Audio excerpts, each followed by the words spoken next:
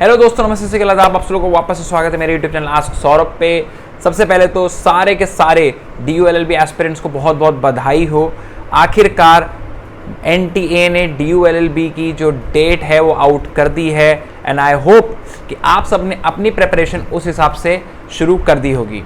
मैंने इस वीडियो से पहले कल ही एक वीडियो लॉन्च करी है जिसके अंदर मैंने बताया है कि कैसे आप लोग जो अलग अलग स्टेजेस में बच्चे हैं वो किस प्रकार से अपने DU LLB की प्रिपरेशन को एक तरीके से चैनलाइज कर सकते हैं। और उसी चैनलाइज के अंदर एक बहुत इंपॉर्टेंट पार्ट है जो प्ले करता है, वो हमारा मॉक टेस्ट है। और हमारी मॉक टेस्ट सीरीज शुरू से ही चलती आ रही है और बहुत सारे बच्चे उससे जुड़े हैं। ऑलमोस्ट 1 लाख के आसपास व्यूज़ आ चुके हैं हमारी इस पूरी मॉक टेस्ट सीरीज़ को। और आप लोगों ने इतना प्यार दिया है कि आई कैनॉट रेजिस्ट कि एंड के जो हमारे few miles which have been left उसको कवर कर रहे हैं विदाउट मॉक टेस्ट। ऐसा हो ही नहीं सकता। तो इसलिए हम लोग हाजिर हैं अपने 8th मॉक टेस्ट के साथ आप लोगों के बीच में। और आप लोग इस मॉक टेस्ट को बिल्कुल प्रिपरेशन मोड से अलग रख के करिए। इसको आप एक रिवीजन बेसिस पे करना। इसके अंदर क्वेश्चंस हर प्रकार के डाले गए हैं। कोई भी ऐसा टॉपिक जो आपसे रह गया हो उस टॉपिक को कवर करना। और मॉक टेस्ट करने का क्या तरीका है और किस प्रकार से आपको मॉक टेस्ट करने चाहिए वो नीचे डिस्क्रिप्शन बॉक्स में मैंने पॉइंटर्स में लिखा हुआ है। तो आइए बिना किसी समय को बर्बाद करें शुरू करते हैं हमारा 8th मॉक टेस्ट। और भूलिएगा नहीं, मॉक टेस्ट खत्म होने के बाद कमेंट बॉक्स में अपने मार्क्स को लिखना। और इसी के साथ हम लोग जान पाएंगे कि हमारी प्रिपरेशन किस स्टेप पे है, किस बच्चे को कितना अच्छा प्रिपरेशन है। वो एक तरीके का उसको आइडिया दूसरों के मॉक टेस्ट मार्क्स से देख के लग जाता है। तो दोस्तों बिना समय को बर्बाद करें बढ़ते हैं हमारे मॉक टेस्ट की तरफ और शुरू करते हैं हमारा 8th मॉक टेस्ट। तो साथियों, ये सबसे पहला क्वेश्चन आपकी स्क्रीन पे आ चुका है और ये आपसे पूछ रहा है how many high courts are there in India. Option A 21, B 25, 23 and 24। तो जो इसका राइट आंसर है that is option B 25। India के अंदर 28 स्टेट्स एंड 8 यूनियन टेरिटरीज हैं और हमारे पास हाई कोर्ट्स हैं 25। तो सवाल जो है हाई कोर्ट्स कितनी है वो तो इंपॉर्टेंट है ही, बट उसके बाद एक चीज़ और ऐड अप हो जाती है, वो ये है कि और बाकी बची स्टेट्स और यूनियन टेरिटरीज को हाई कोर्ट्स कैसे कैटर कर रहे हैं। यानी ऐसी कौन कौन सी हाई कोर्ट्स हैं, एक हाई कोर्ट जो मल्टीपल स्टेट्स और यूनियन टेरिटरीज को कैटर कर रही हैं। तो आप लोगों ने उन हाई कोर्ट्स के बारे में ज़रूर पढ़ना है और वो किन किन स्टेट्स और यूनियन टेरिटरीज को कैटर करती हैं वो भी आपने ज़रूर पढ़ना है, क्योंकि क्वेश्चन ये आ जाता है। जैसे कि दमन एंड दीव है, दमन एंड दीव जो है उसकी खुद की हाई कोर्ट नहीं है, मगर उसको कौन सी हाई कोर्ट है जो कैटर कर रही है, कमेंट बॉक्स में आप लोग बताएं। सेकेंड क्वेश्चन है provision of how many Supreme Court जजेस other than the CGI was given in Article 1 to 4 of Indian Constitution initially in first draft which have been published in 1950। तो ये पूछ रहे हैं कि 1950 के अंदर जो पहला 124 के अंदर जो दिया गया था CGI एंड डैश अदर जजेस, ठीक है, which should not exceed dash other जजेस, तो वो कितने थे। ऑप्शन है 7, 5, 33, 11। आपको पता है इस समय सुप्रीम कोर्ट के 34 जजेस हैं, 33 + 1 CGI। देन उस समय कितने थे? क्या उस समय 33 थे? क्या उसका आंसर सी होना चाहिए? नहीं दोस्तों, right answer is A, 7। Article 124 जो कि इंडिया में सुप्रीम कोर्ट के एस्टेब्लिशमेंट और सुप्रीम कोर्ट की फॉर्मेशन की बात करता है, उसी के अंदर दिया गया है कि there should be CGI and not more than 7 other जजेस। और फिर उन जजेस की संख्या कैसे बढ़ाई जाती है, किस प्रकार से बढ़ाई गई है, कैसे चेंज करी गई है, वो भी आपको जरूर पढ़ना है। Next question is the Universal Declaration of Human Rights was adopted on. तो Universal Declaration of Human Right adopted on, नीचे डेट्स दी गई हैं and the right date is December 10, 1948। ठीक है, अगला है the United Nation Commission on Human Rights meet every year at. जो यूनाइटेड नेशन की ह्यूमन राइट कमीशन है वो हर साल कहाँ मिलती है? हेग, जेनेवा, फ्रांस और स्पेन। दोस्तों इसका आंसर है जेनेवा। तो आप लोगों ने जरूर ध्यान रखना है कि जो यूनाइटेड नेशन की कमीशन ह्यूमन राइट्स पे वो जेनेवा में मिलती है। चलते हैं हमारे 5th क्वेश्चन पे। CEDAW was adopted by UN General Assembly in the year। तो CEDAW बेसिकली है क्या और उसको यूनियन जनरल असेंबली ने किस ईयर में एस्टैब्लिश किया था? अगर आपको इसका आंसर पता है वेल एंड गुड, नहीं पता तो आप लोगों को पढ़ना है कि CEDAW क्या है। और इसका जो आंसर है दैट इज A, 1979। अब चलते हैं हमारे 6th क्वेश्चन पे। What are the types of invention which are no patentable in India? तो कौन सी ऐसी इन्वेंशन जो इंडिया में पेटेनेबल नहीं है? Inventions which is frivolous or which claims anything obviously contrary to well established natural law, and invention the primary or intended use or the commercial exploitation of which could be contrary to public order or morality, or which causes serious prejudice to human, animal or plant life or health or to environment. The mere discovery of scientific principle or formulation of abstract theory or discovery of an living or non-living substance occurring in nature. दोस्तों, पहली चीज तो आप अगर ऊपर के 2 को पढ़ेंगे तो आपको ऑलरेडी क्लियर हो जाएगा कि जो ऊपर के 2 में लिखा गया है, जहां पे पब्लिक ऑर्डर, मोरालिटी और किसी भी तरीके से ह्यूमन एग्जिस्टेंस को खतरे में डाला जाए, ऐसी कोई भी चीज इंडिया के अंदर पेटेनेबल नहीं है। जो तीसरी चीज आप देख रहे हैं उसके अंदर जो वो बोल रहे हैं कि कोई ऐसी चीज को फाइंड करना जो कि ऑलरेडी आपका नेचर में एग्जिस्ट करती है, जिसका फॉर्मुलेशन जो है, जिसकी थ्योरी जो है वो एक तरीके से अकरिंग है इन नेचर, तो उसका भी पेटेंट इंडिया में नहीं हो सकती। Patent is for something which is invented जो पहले कभी भी नहीं थी। तो ऑफकोर्स सी बात है D all of the above, क्योंकि पहले 2 को पढ़कर ही हमें लग गया था कि ऐसी कोई भी चीज इंडिया के अंदर जो कि कॉन्ट्ररी टू एस्टैब्लिश लॉज हो, या जो कि ह्यूमन, एनिमल, प्लांट और हेल्थ के एग्जिस्टेंस के लिए खतरा हो, ऐसी कोई भी चीज पेटेंट कभी भी नहीं दिया जाएगा। तो all of the above is the right answer. तो 6 का आंसर जो है D is the right answer. What is the term of patent in Indian system? तो दोस्तों पेटेंट का जो टर्म है दैट इज 20 ईयर्स। आप उसी तरीके से कॉपीराइट, ट्रेडमार्क के टर्म्स को भी जरूर याद करके जाएं।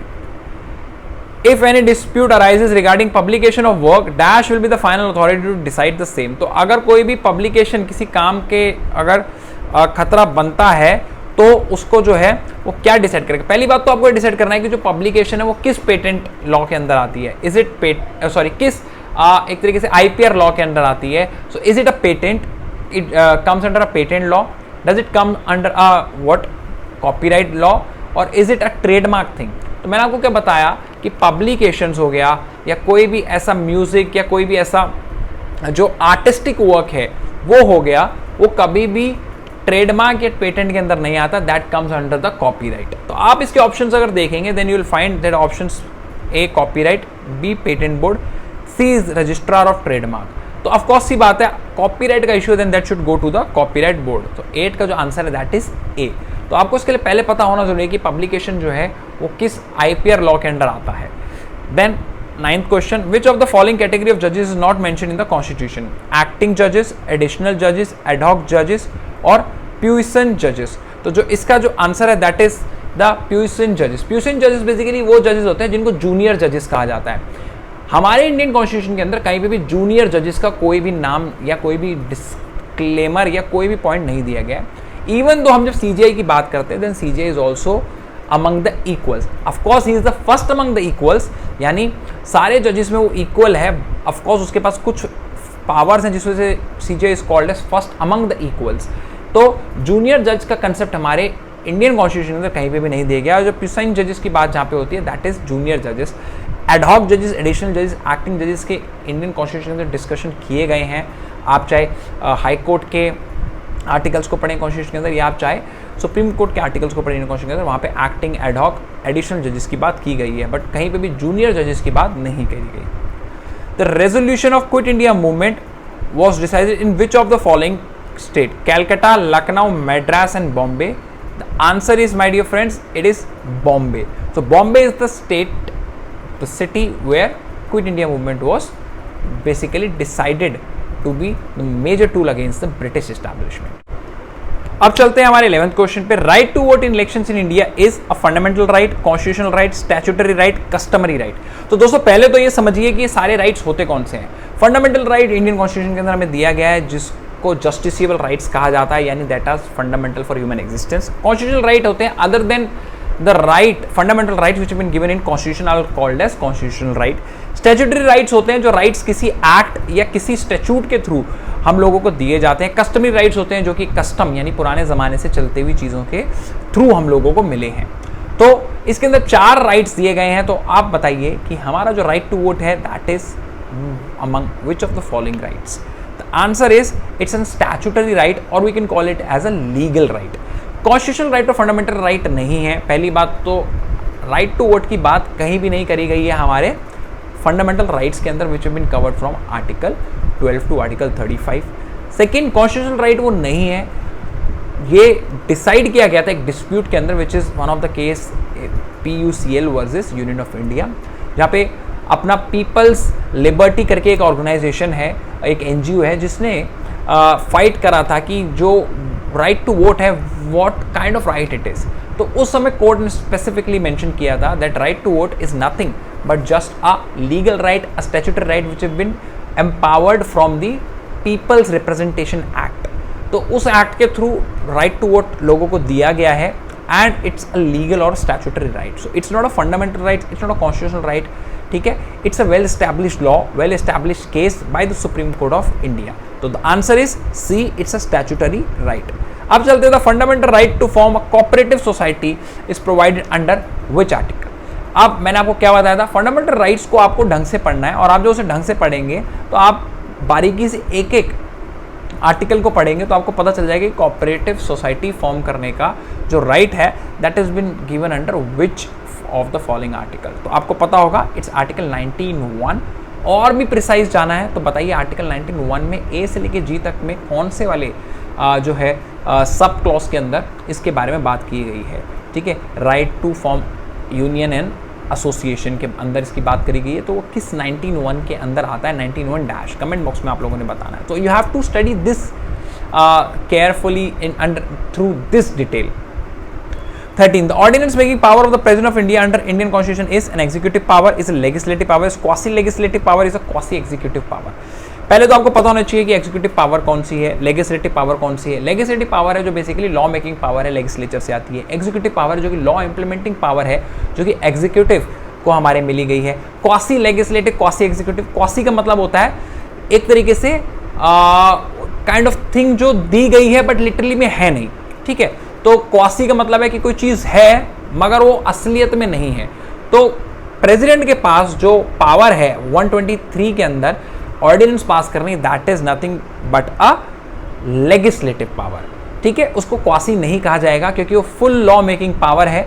ऑफ कोर्स उसको you have to get ratify again in the parliament once the parliament sits down, ठीक है। Under how many weeks you have to ratify it, कितने हफ्ते के अंदर उसको आपने करना है, टोटल कितने मंथ्स तक कोई भी ऑर्डिनेंस है जो पास किया गया प्रेसिडेंट द्वारा वो कितने मंथ्स तक अवेलेबल रह सकता है विदाउट गेटिंग पास, ये सब क्वेश्चंस भी आपको पता होने चाहिए। सो ऑफ कोर्स आर्टिकल 13 के अंदर जो क्वेश्चन नंबर 13 के अंदर जो 123 आर्टिकल के अंदर प्रेसिडेंट को पावर दी गई है to make laws, that is nothing but just अ।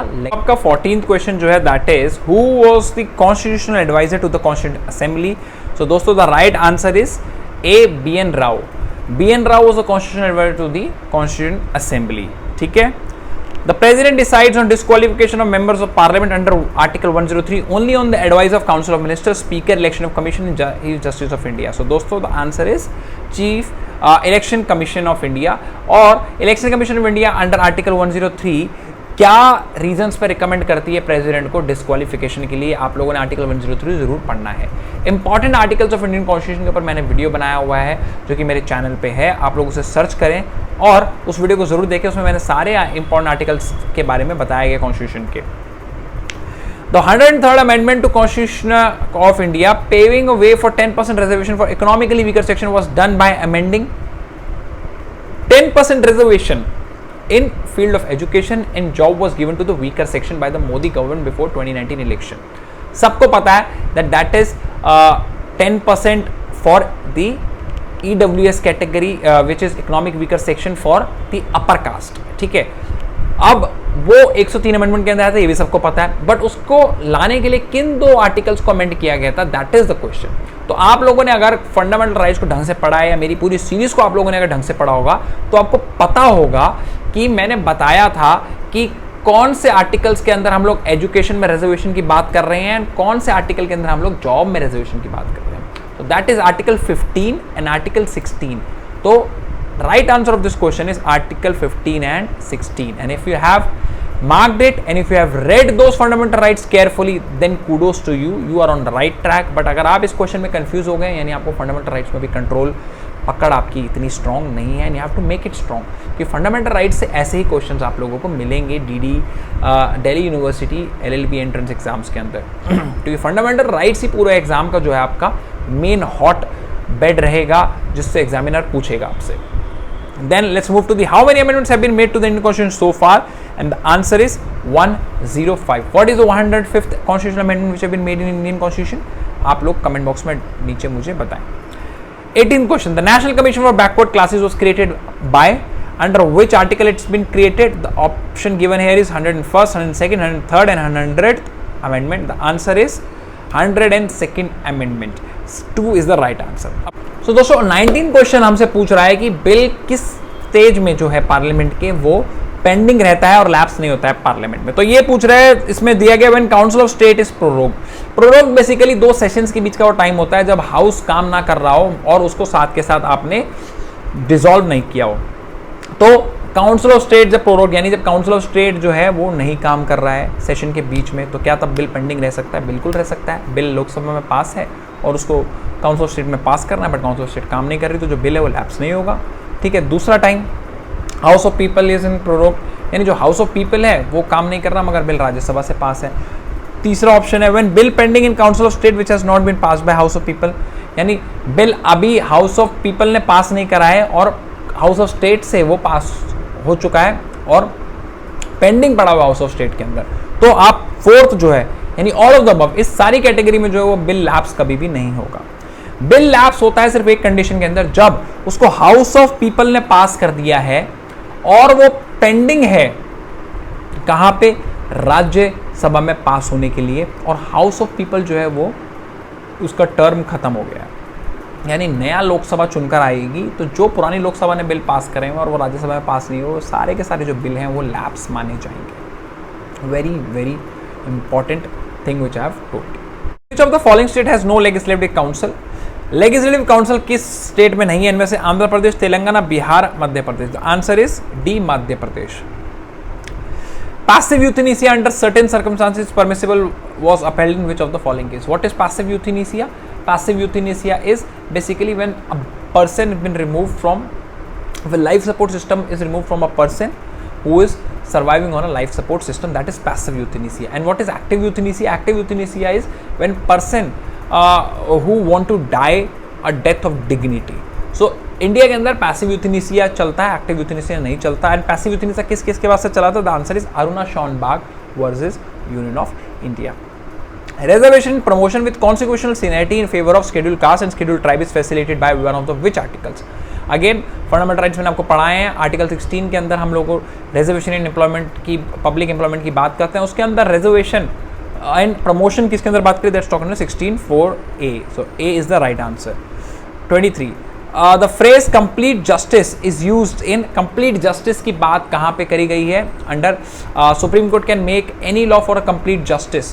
ठीक है, तो कहाँ पे होता है? That is under article 142. तो B is the right answer. Supreme court के आर्टिकल्स और फंडामेंटल राइट्स के आर्टिकल्स आप लोगों को बहुत अच्छे से पढ़ के जाने हैं, प्लस डीपीएसपी एज वेल. ये कुल मिला के अगर मैं कहूँ तो रफ एंड रफ अबाउट 50 से 60 आर्टिकल्स के आसपास होंगे.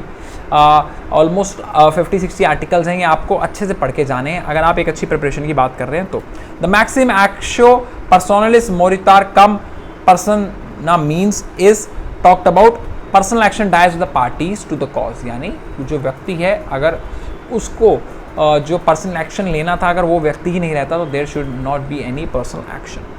Contributory negligence is a tort, crime, defense or none of the above. So दोस्तों the answer is defense. Contributory negligence की बात कब करी जाती है? Contributory negligence की बात करी जाती है जब आप किसी क्राइम के अंदर contribution करें with your negligence.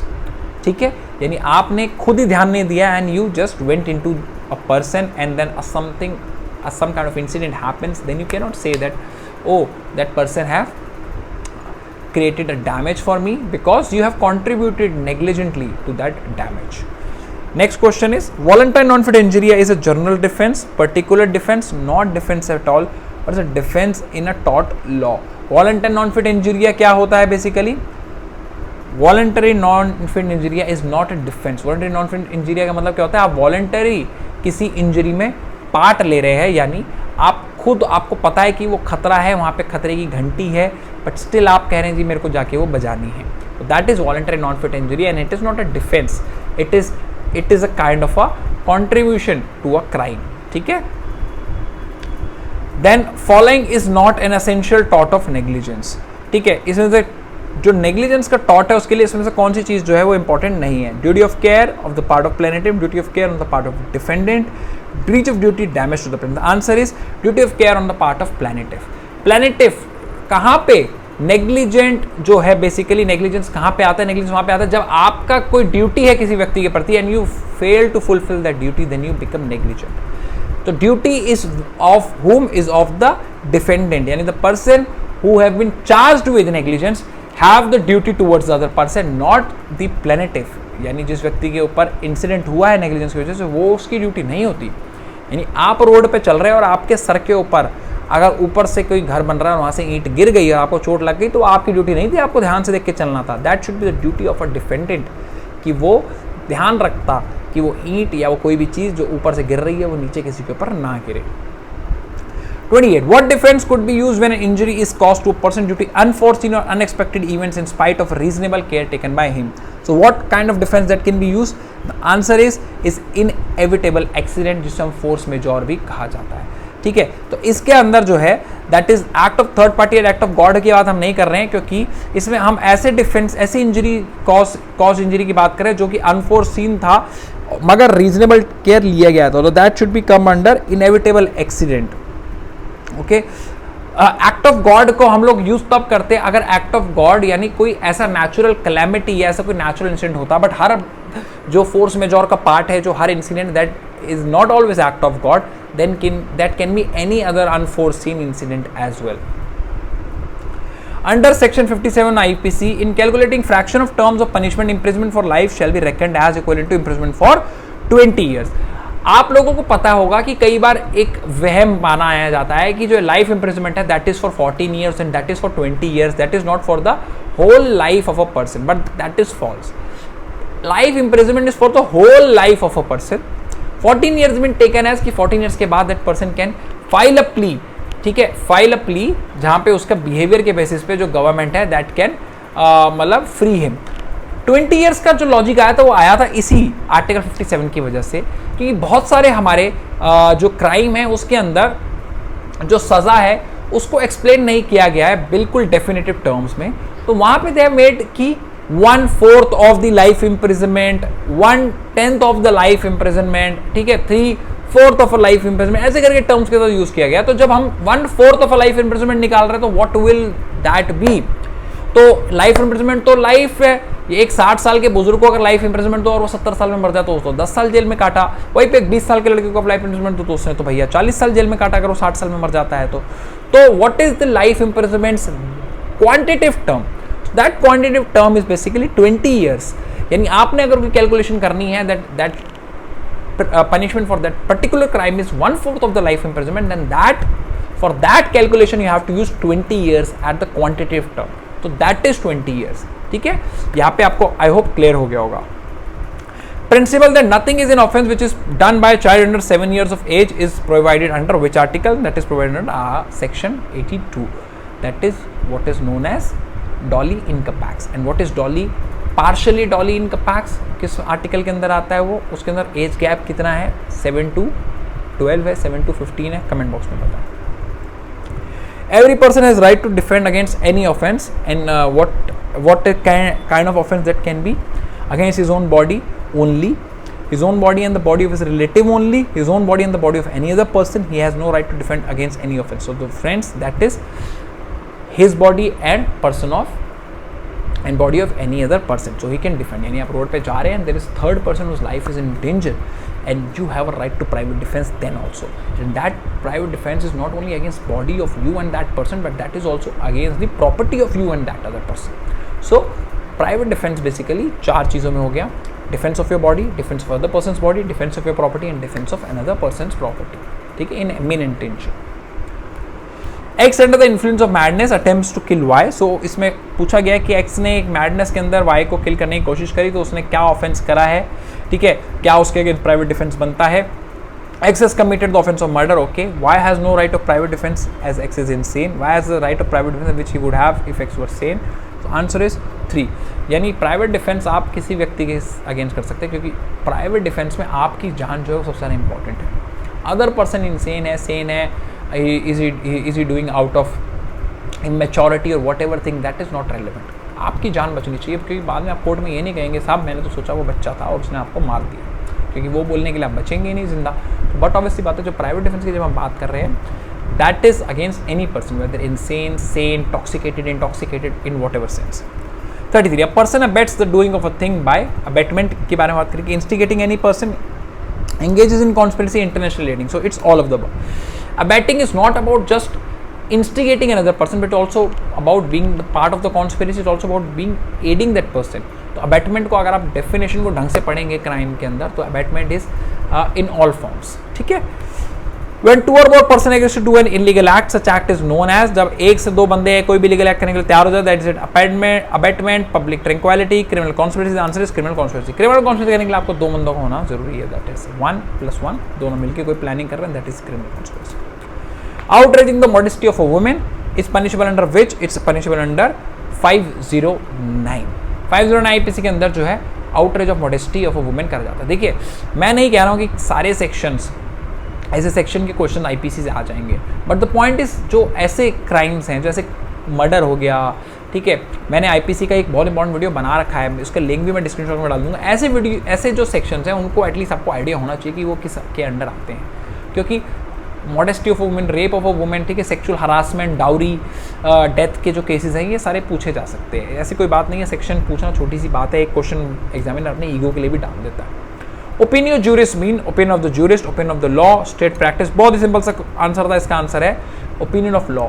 Jurist in Latin mean law, not jurist, ये ध्यान रखना है आपने। जस्ट कॉगेंस मतलब norms, negligible norms, non derogable norms और legal norms. Answer is non derogable norms, Latin terms हैं ये। Jus gentium is a body of, तो just gentium is body of, or is it international statute, is it decisions of ICJ, it's international conventions or international customs। दोस्तों तो answer is international custom. Jus gentium is मतलब जो पुराने समय से जो loss चले आ रहे हैं इंटरनेशनल कम्युनिटी के, उन लॉस को जो है जस्ट जेंटियम कहा जाता है। वर्ल्ड इंटेलेक्चुअल प्रॉपर्टी, वाइपो is a special agency of, is it of UN, ICJ, WTO, ILO? The answer is UN. So WIPO is a specialized agency. Look, there are 6 principal organs of UN, then there are specialized organizations of UN, and then there are also the funds and the missions of UN. तो आपने अगर United Nation की आप खोलेंगे UN.org तो आपको UN.org के पहली पेज पे मिल जाएगा, नहीं तो आप लोग मेरा जो यूनाइटेड नेशन का इंपॉर्टेंट इशू का जो वीडियो है मेरे चैनल पर है, मैं उसका लिंक पे डाल दूंगा, आप उसको करें। उसके अंदर सारे के सारे specialise organisation of UN, organs of UN, principal organs of UN, plus जो कि फंड्स और जितने भी इनके अपना इनिशिएटिव्स हैं उनको अलग अलग वे में डिफाइन किया। तो स्पेशलाइज एजेंसी के अंदर वाइपो भी आता है। एंड आप बताएं और कौन कौन सी स्पेशलाइज एजेंसीज हैं मुझे नीचे कमेंट बॉक्स में। Rome statute of International Criminal Court was adopted in year of 1998। 1998 के अंदर जो है आईसीसी यानी Indian Criminal Court, International Criminal Court का गठन हुआ था under Rome statute. Above passage mention every man's house is his castle, Who amongst the following has stated this quote in the Siemens case? तो ये बात कर रहे हैं, एक पैसेज था जो कि मैंने इसमें डाला नहीं क्योंकि वो बहुत बड़ा हो जाता। क्वेश्चन है every man's house is his castle, that is a quote. तो that quote have been said by whom? That quote have been said by Justice Holmes. Positive law is positive because positive law basically क्या होता है, there are two kind of law, there is natural law and there is positive law. ठीक है, jurisprudence का part है। Natural law पे पिछले बार 2019 के अंदर आई गेस 2020 के अंदर भी क्वेश्चंस आए थे, पूरा पैराग्राफ आया था। तो नेचुरल लॉ क्या होता है, जो नेचर का लॉ है, पेड़ में उगना है, बच्चे ने पैदा होना है, ठीक है, हम लोगों ने सांस लेनी है, that's natural law. Positive laws are the codified laws which have been made by whom? By the sovereign government or the sovereign leader of that country. So there are the written laws, codified law. So that is called as positive law. So he is saying positive law is called positive because positive law को positive क्यों कहा जाता है? Options दिए गए हैं. It's made by the divine providence. It's made because of the collective positive action. It's made by the person in authority. It's followed by everybody. So answer is C. It's made by person. What I said, made by a sovereign leader, by a sovereign government. So made by a person in authority. ठीक है? Corruption perception index release by which of the following organisation. तो corruption का जो index है वो इनमें से कौन सी ऑर्गेनाइजेशन डालती है? Is it IMF, is it world bank, is it world economic forum, is it transparency international? The answer is transparency international. 44 which is the highest ranked Indian institute in 2023 according to QS world university ranking. तो QS basically है क्या, पहले तो आप इसको research करें। World university ranking QS देता है, और QS के अंदर जो है इंडिया का सबसे टॉप इंस्टीट्यूट कौन सा, दैट्स IISc बैंगलोर, ठीक है, and IISc Bangalore is literally a top university. Democracy index is prepared by which agency, democracy index कौन बनाता है, is it prepared by UNESCO, economics intelligence unit, EIU, transparency international, is it about world economic forum, so it's been prepared by economic intelligence unit, it's EIU।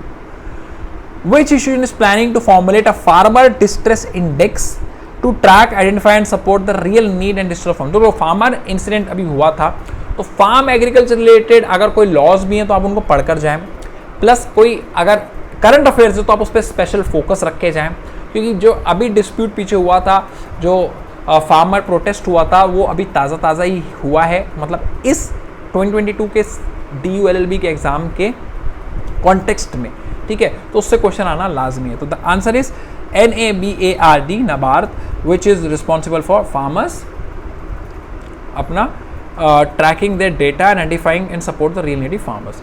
Eight which rank has India been placed in sustainable development index, तो सस्टेनेबल development इंडेक्स में India को कौन सी rank में डाला गया, the answer is 121st। Who has been confirmed with the title of Honorary General of Nepali Army by Nepali President? आप लोगों को बता दूं इस क्वेश्चन को करने से पहले कि जो इंडियन आर्मी का जनरल होता है वो नेपाल आर्मी का ऑनररी जनरल होता है, and that have been a very old custom. तो इंडियन आर्मी का जो भी जनरल बनता है उसको नेपाली आर्मी का भी ऑनररी जनरल बनाया जाता है, और अभी इंडिया आर्मी का जनरल कौन है, Manoj Pande. So the answer for this question is general Manoj Pande. Which film has won the best film 67 Filmfare Awards? Filmfare Awards अभी रिसेंटली आ चुके हैं, Filmfare Awards को आप जरूर करके जाएं। तो the best film critics category में इज उद्धम Singh basically.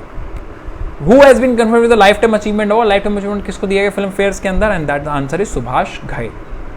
So the 51 question is who has won the prestigious title Miss Diva Universe 2022?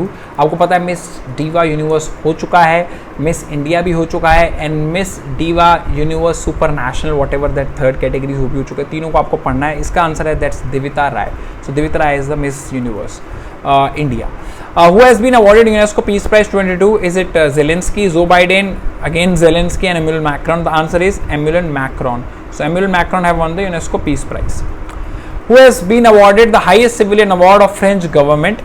Indian को मिला है, किसको मिला है, and that the answer is Shashi Tharoor. Who won the Best Director Award in 68th National Film Fair Awards? So दोस्तों film fair awards के साथ national film awards भी हो चुके हैं, तो उसके अंदर किसको मिला था, and answer is Sachinandan KR, ठीक है। Who was named at the Mumbai Indians first head coach for IPL 2023 season? ये स्पोर्ट्स से रिलेटेड कुछ करंट अफेयर्स हैं, the answer is Mark Boucher have been named as the coach. Which rule is expected to be introduced in IPL 2023? तो IPL 2023 में एक new rule आने वाला है, and that new rule is impact player rule. So now they have been going to add another one extra player to the team. So which team can use according to their planning? So that will be an impact player rule. Who has won the US Open tennis tournament? So the answer is Carlos Alcaraz. Denmark's Viktor Axelsen जो gold medallist हैं अपना Tokyo Olympics के भी, he have clinched the world championship of BWF, that's for badminton. So कहाँ पे हुई थी वो चैंपियनशिप, तो that championship held in Tokyo. Question था, क्वेश्चन के अंदर कितनी सारी चीज़ें आपको पता चल गई, that's talks about the Denmark, यानी जो विक्टर एक्सेल्सन हैं वो डेनमार्क के हैं, उन्होंने वर्ल्ड चैंपियनशिप जीती है और वो टोक्यो में हुई। तो चार चीज़ें आपको पता चल गई, विनर का नाम, विनर की कंट्री का नाम, ठीक है, अपना किधर हुई थी और कौन सी चैंपियनशिप है। Sultan Azlan Shah cup belongs to which sports? Sultan Azlan Shah cup जो है किस स्पोर्ट्स को बिलोंग करता है, that belongs to hockey. D is the right answer. And where in which country it happens in Malaysia. Malaysia Sultan one of the person who is very found of hockey, Sultan Azlan Shah, तो उन्हीं के नाम पे cup होता है। What is the rank of Indian CWG? CWG अभी conclude हुआ इसी साल, तो इंडिया का रैंक क्या था? CWG के मेडलिस्ट भी जो इंपॉर्टेंट मेडलिस्ट आप उनको जरूर याद करके रखिएगा, ठीक है। ऑफकोर्स गोल्ड मेडलिस्टों को तो आप जरूर याद करके रखिएगा, इंडिया ने हैंडफुल 20 ऑड गोल्ड्स जीते हैं, तो वो क्वेश्चन आ सकता है। तो India's position was 4th position. The term Uruguay round is associated with which one of the following organization? The answer is GATT. So B is the right answer.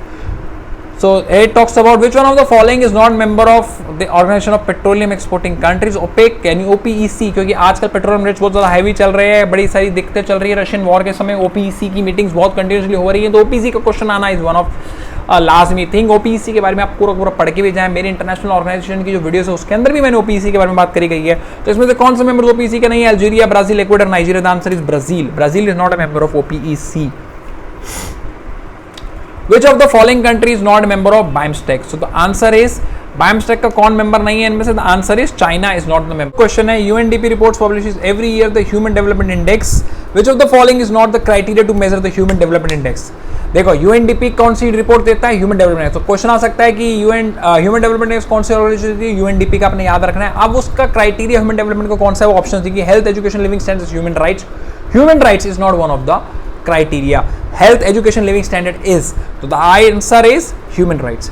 65. Amnesty International has its headquarter at. Amnesty International is one of the major NGOs. उसका headquarter कहाँ पे है? That's in London. Look at this series. अब ये question आ चुका है आपका series और सीक्वेंसेस का, ठीक है। इसमें मैं आप लोगों को करके नहीं बताऊंगा, अगर कोई कंफ्यूजन होगी तो आप नीचे कमेंट बॉक्स में लिखना, then I will put up the solution. Otherwise आप लोग इसको क्वेश्चंस को देखिए और इनको सॉल्व करिए। 14, 28, 20, 40, 32, 64 इसका राइट आंसर है, that is 56। Next question again from series. The series is 80, 10, 17, 15, 60 and the right answer of this question is 20। Again relationship questions हैं, आप करेंगे, कोई दिक्कत आएगी कमेंट बॉक्स में बताना, I will give you a solution. A is father of C and D is son of B. E is brother of A if C is sister of D, how is B related to E? So the answer is sister-in-law. 69. तो ये बात कर रहा है, इसमें symbols होते हैं, that's X and multiply star. So A star B means A is mother of B. A X B means A is husband of B. Then which of the following equation shows that P is father of Q? So you have to use it. Answer is D. Pointing to a person, Rohit said, he is the younger of the two brothers of the daughter of my father's wife. How is the person related to Rohit? तो आपने बताना है रोहित से वो बंदा कैसे related है जिसको पॉइंट किया गया है। So the answer of this question is D, brother. 71. The scheme of reservation promotion is limited to which of the following as per the text of article 16(4)(a)? तो 16(4)(a) का question हमने अभी pick किया था, मगर उसके अंदर किस कैटेगरी को, यानी is it for other backward classes, is it for EWS, is it for scheduled caste and scheduled tribe, is it for only scheduled caste और is it for only scheduled tribe? तो किस जो है category के लिए 16(4)(a) is basically giving reservation. So the answer of that is, if you have read again fundamental rights very carefully, which you have to, then answer is scheduled caste and scheduled tribes. Introducing a boy, a girl said, again relationship question is here, he is the son of the daughter of the father of my uncle. How is the boy related to the girl? So the answer is A, brother. I was saying B से brother, but that answer is A, brother. Under which of the following enactment noise pollution regulation rules have been enacted? तो जो noise pollution का rule है वो इसमें से किस में लाया गया? Environmental Protection Act, Air Prevention and Control Pollution Act. तो आंसर इज बेसिकली बोथ के अंदर ये रूल जो है वो रेगुलेशन ऑफ नॉइज पॉल्यूशन दिया गया है। Minimum number of judges of Supreme Court who are to sit to be case involving substantive question of interpretation of constitution shall be, that the answer should be 5. जो constitutional bench है वो 5 से शुरू होता है, मिनिमम 5 जजेस have to sit in a constitutional bench, so 5 and above जो है कॉन्स्टिट्यूशनल बेंच होता है। द नेचुरल गार्डियन, ये आ गया हिंदू एडॉप्शंस के जो एक्ट के बारे में, यानी पर्सनल लॉस के ऊपर क्वेश्चन है। The natural guardian of Hindu minor is, उसका नेचुरल गार्डियन कौन होता है? Answer is D, father. Among the following judges against whom the motion of removal were initiated in either of the house of the parliament. So दोस्तों impeachment of judges जो हैं वो कुछ ही handful of जजेस के ऊपर हुआ है, और उसमें ऑप्शन देंगे justice Ramaswami, justice Dinakaran, justice Ramaswami, justice Soumitra Sen, justice Dinakaran, justice Soumitra. Answer is justice Ramaswami and justice Soumitra Sen. And Soumitra Sen के कैटेगरी में तो जो है वो पास भी हो गया था राज्यसभा से। तो Sumitra Sen was one of the few जजेस जिनके केस में जो है इम्पीचमेंट का मोशन राज्यसभा से पास हो गया था, but she then resigned and save herself from the disgrace of getting impeached, being the first जज। And what is justice Ramaswami? Justice Ramaswamy the first जज जिनके अगेंस्ट जो है इम्पीचमेंट का मोशन पार्लियामेंट में प्लेस किया गया था फॉर डिस्कशन एंड डिबेट। तो justice Ramaswami then again he also resigned and saved himself from the disgrace of impeachment. Justice Karnan and Dinakaran जो हैं वो भी ऐसे जस्टिस हैं, एक जस्टिस पे दिनाकरन या कर्नान में से एक के ऊपर तो इंक्वायरी लगा दी गई थी by the speaker of Lok Sabha. तो ये जो जजेस हैं इनके आपको सबको पढ़ना पड़ेगा कि इम्पीचमेंट किन जजेस पे आया हुआ है। The correct sequence of the formation of contract is, ये कॉन्ट्रैक्ट का क्वेश्चन है कि इसका करंट सीक्वेंस कौन सा है। आप सारे ऑप्शंस पढ़िए और आपको मैं बताता हूँ। The right answer is you have first offer, then the offer get accepted for the consideration, and then you made an agreement. Okay. Directive principle of state policy were framed based on the provision of which constitution? So it's been formed by Irish constitution. Every promise and every set of promise forming the constitution for each other is known as nothing but just an agreement. अगर आप agreement की definition पढ़ेंगे Indian contract law के अंदर तो आप इसमें कभी गलती नहीं करेंगे, वरना रेसिप्रोकल प्रॉमिस कर देते आधे से ज़्यादा बच्चे इसके अंदर। GST shall make recommendation to the union and the states on number of issues.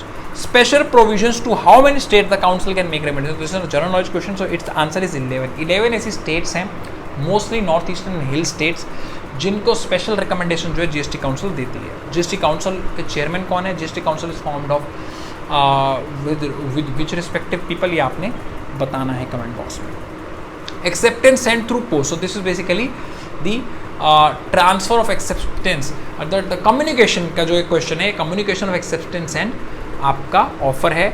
इसके अंदर आप ऑप्शंस पढ़िएगा कि acceptance can be send through post and can be revoked any time, can be revoked at all, can be revoked at all, can be revoked before it comes to knowledge of the offerer, can be revoked on if. So the answer is C.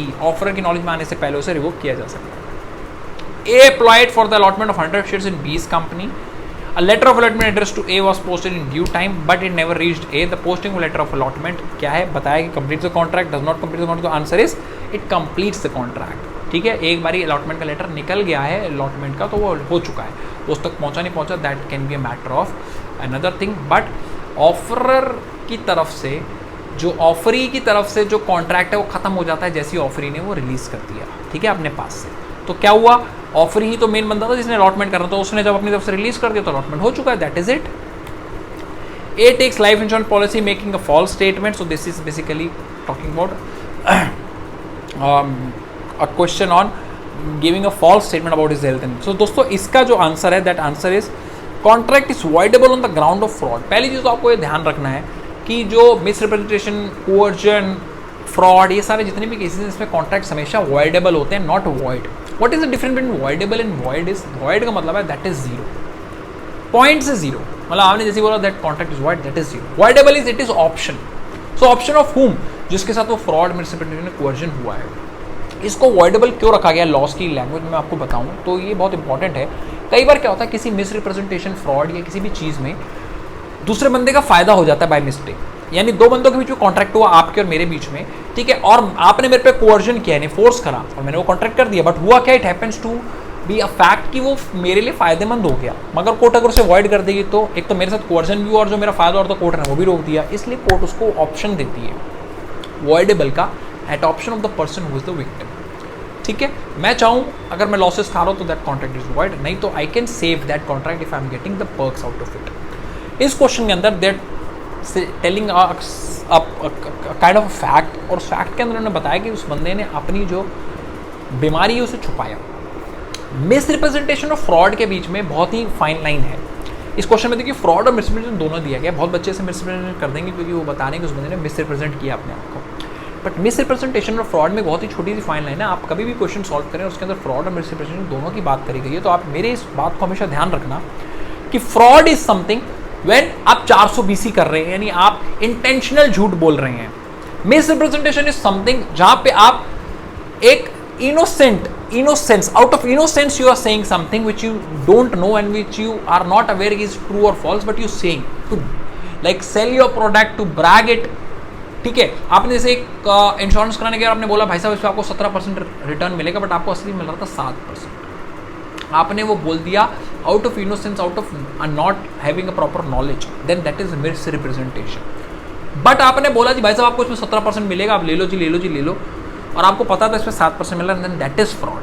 तो ये फर्क है, तो इसको आपने ध्यान रखना। इसमें मिसरिप्रेजेंटेशन हुआ but that was happened intentionally, so that is fraud and not the ground of misrepresentation. 84 is past consideration promise valid to create a contract. इसमें इंग्लिश लॉ और इंडियन लॉ के अंदर बताया गया कॉन्ट्रैक्ट लॉ के अंदर। Indian contract law के अंदर तो जो है पास कंसिडरेशन जो है वैलिड मानी जाती है, बट इंग्लिश लॉ के अंदर नहीं मानी जाती। तो इसका आंसर जो है that is it is valid only in Indian law and not under English law. An agreement not enforceable by law is of course that is simply void, ठीक है। Where the relations of sitting between the parties are such that one party is in position to dominate the will of other, uses that position क्या है, fiduciary relationship इसे कहा जाता है। fiduciary relationship क्या होता है, जब आप एक रिलेशनशिप में ऐसे हैं जब आप दूसरे बंदे को फोर्स कर सकते हैं, चाहे वो रिलेशनशिप फैमिली की हो, चाहे वो रिलेशनशिप किसी आपके बंदे के जो आपको सलाह देता है, वकील हो गया, आपका डॉक्टर हो गया, ऐसा कोई बंदा हो गया जो आपको fiduciary मोटिवेट कर सकता है, प्रेशर कर सकता है कोई डिसीजन लेने, तो वो ये है। तो क्या उसे क्या कहा जाता है, is it a position to obtain unfair advantage over other is known as coercion, misrepresentation, fraud, and that's an undue influence, which is also known as a fiduciary relationship. Person of proportional representation. The process of proportional representation by means of single vote transferable vote is not used in which of the following situation. आपको पता है transferable vote क्या होता है? Transferable vote का जो election होता है उसमें ये होता है, उसमें आपको ऑप्शन दिए जाते हैं, लाइक आप 3 लोग हैं, उनके लिए आप वोट कर रहे हैं, आप बताएंगे जी पहले बंदा मेरी first choice is this person, मेरी second choice is this person and मेरी third choice is this person. तो ट्रांसफरेबल वोट में क्या होता है, जब कभी भी सेकंड थर्ड या जब कभी भी ऐसी बात होती है कि 2 बंदे हैं एक पोजीशन है, तो क्या करा जाता है, सारे वोट्स में से फर्स्ट वोट जो मिल गए वो बंदे को तो आउट कर दिया जाता है, और उसका जो बाद सेकंड वोट जो उन लोगों ने जिस बंदे को दिए है वो सेकंड वोट ट्रांसफर कर दिए जाते हैं उस बंदे के नाम पे जिसको वो सेकंड चॉइस होता है। फिर चूज किया जाता है भैया सेकंड चॉइस, ये जो 2 बंदे हैं इनमें से बेस्ट सेकंड चॉइस कौन है, फिर वो बंदा विनर होता है। समझिए, ABC इलेक्शन लड़ने गए, हम लोगों ने वोट डाला, मैंने वोट डाला, मेरी फर्स्ट चॉइस A था, सेकंड चॉइस B था, थर्ड चॉइस C था। अब क्या हुआ, A तो चूज हो गया मगर B और C अब 2 बच गए और पोजीशन एक ही है, तो अब अगला बंदा कौन चूज होगा, that should be B not C, because preferable transfer of vote में वही चॉइस हुआ। तो ऐसे इलेक्शंस दिए गए हैं 4, vice president, council of state, legislative council, president, और इसमें कौन सा इलेक्शन है जिसमें ट्रांसफरेबल वोट नहीं होता?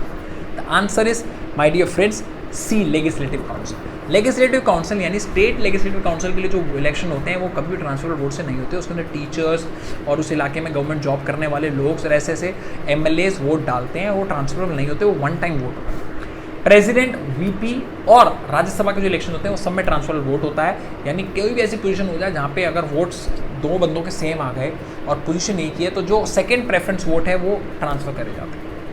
तो legislative council C is the right answer. The council of state enjoys co-equal power with the house of people, यानी काउंसिल ऑफ स्टेट की पावर किस ऑफ द ऑप्शन में जो है वो इक्वल है हाउस ऑफ पीपल से? Constitution amendment, introduction money bill, creation of all India service, all of them. The answer is my dear friend A। Constitution amendment bill में जितनी majority से आपको इसको लोकसभा में पास करना है उतनी मेजोरिटी से आपको इसको राज्यसभा में पास करना है। मनी बिल के अंदर राज्यसभा के पास कोई पावर नहीं है, कोई भी मनी बिल जो लोकसभा में इंट्रोड्यूस किया जाता है उसको अगर राज्यसभा में भेजा जाए 14 डेज के अंदर उसको पास करना होता है, अगर नहीं पास किया जाए तो वो वापस आ जाता है, that is deemed to be pass. Creation of India service में राज्यसभा के पास कोई पावर्स नहीं। In the case of adopting son by Hindu male, the son must be less than 15 years of age, ठीक है। When did Hindu Adoption and Maintenance Act came into force? So that came into force in 1956. Hindu Maintenance and Adoption Act 1956 कहा जाता है। Year का ध्यान रखिए, year के question पूछ लेते हैं। Warrant case means an offence punishable with the imprisonment for life, an offence punishable with death, an offence imprisonment for a term exceeding 2 years. Answer is all of the above. 4. Warrant case and summon case. Summon case are below 2 years, warrant case are 2 years and above में जितनी भी सारी punishments हैं till death सब warrant case में आती है। Additional session जज is appointed by, additional session जज यानी सेशन जज को किसको कौन अपॉइंट करता है? Supreme court, high court, state government और none other. The answer is high court appoints the additional session जज। Which of this is incorrect about the FIR? It may not be oral. Copy of FIR must be given to the informant. That is true. Copy of FIR must be given for free. That is also true. The format of the register for recording FIR should be as per the direction of state government. That is also true. The answer 1 is wrong. FIR can be oral as well. यानी कोई बंदा return में आपको दे ना दे complaint, अगर वो orally भी बता रहा है that will be accounted as an FIR, ठीक है। Investigation can not be completed in 24 hours. अगर 24 घंटे में कोई इन्वेस्टिगेशन कंप्लीट होती है तो मजिस्ट्रेट के पास पावर है किसी बंदे को हिरासत में भेजने की कितने दिन की? तो that should not exceed more than 15 days। Answer is 15 days। तभी कहा जाता है 14 दिन की न्यायिक हिरासत में भेजा गया। 14 दिन, 15 दिन से कम के अंदर, 15 दिन से कम की हिरासत में कोई व्यक्ति अगर इन्वेस्टिगेशन जो है वो कंप्लीट नहीं हुई तो भेज सकता है मजिस्ट्रेट उस व्यक्ति को जेल में। फिर उसके बाद जब प्रूफ दिए जाते हैं और माना जाता है कि भैया जांच पड़ताल में बंदा जो है क्रिमिनल है, इसके बाहर रहने से खतरा है, तो फिर उसकी हिरासत बढ़ा दी जाती है। वरना आपने हमेशा सुना होगा 14 दिन की न्यायिक हिरासत में भेजा गया। 14 दिन ही क्यों? क्योंकि that is under law 357 if I am not wrong section CRPC, जिसके अंदर उसको बोला जाता है कि that person should be not be given imprisonment for more than 15 days, ठीक है, by the magistrate. So 15 days is the right answer, that should be prior not exceeding 15 days. Confession during the course of investigation, of course आपको पता ही होगा, तो TVs और series में भी बहुत ज़्यादा बताया जाता है, मूवीज़ के अंदर भी, कि पुलिस को दिया गया कोई भी बयान जो है वो बयान नहीं होता। बयान दिया जाता है हमेशा मैजिस्ट्रेट, जुडिशियल मेट्रोपॉलिटन मैजिस्ट्रेट के आगे। एग्जीक्यूटिव मैजिस्ट्रेट नहीं, एग्जीक्यूटिव मैजिस्ट्रेट कौन होते हैं? एसडीएम वेसडीएम जो होते हैं ना मैजिस्ट्रेट्स, इनको एग्जीक्यूटिव कहा जाता है। जो जज की पावर्स वाले जो मैजिस्ट्रेट है, those are the judicial and magistrate of metropolitans. Again आप क्वेश्चन आ चुके हैं आपके पास डायरेक्शंस के। 96 क्वेश्चन को आप देख लीजिए। 96 क्वेश्चन का जो राइट आंसर है दैट इज, सॉल्व कर लीजिएगा वीडियो को पॉज करके और फिर आंसर चेक कर लीजिएगा। Answer is B. For 97 again solve करिए वीडियो पॉज करके, the answer is 38। 98 talks about again direction, video pause करके सॉल्व करिए, the answer is D. 99 talks about syllogism, syllogism आ चुका है। सिलॉजिज्म आप लोग इसे सॉल्व करिएगा, कोई दिक्कत आएगी तो मुझे बताइएगा। सिलॉजिज्म में 99 का आंसर है D. And then are 100th question, the answer is C. तो दोस्तों इसी के साथ we have complete our 8th mock test, और उम्मीद करता हूं कि आप लोगों को ये मॉक टेस्ट पसंद आया हो और आप लोगों की रिवीजन में मॉक टेस्ट मदद करे। DULLB की डेट्स आ चुकी है, समय को बर्बाद करना बंद कर दीजिए और ग्राइंड कर दीजिए। कहीं पता चले 6 महीने की मेहनत आपकी इन आखिरी के 20 दिनों के अंदर एकदम बर्बाद हो जाए। जो रेस की कहानी आपने सुनी हुई है ना, टर्टल और रैबिट वाली, वो आपके साथ ना हो जाए। इसलिए जो 6 महीने में जिन बच्चों ने इतनी मेहनत करी है, मेक श्योर कि आप आखिरी के इन दिनों में भी उतनी जोरदार मेहनत करें। दोस्तों Saurabh Kharwal here, signing off, take care and bye bye.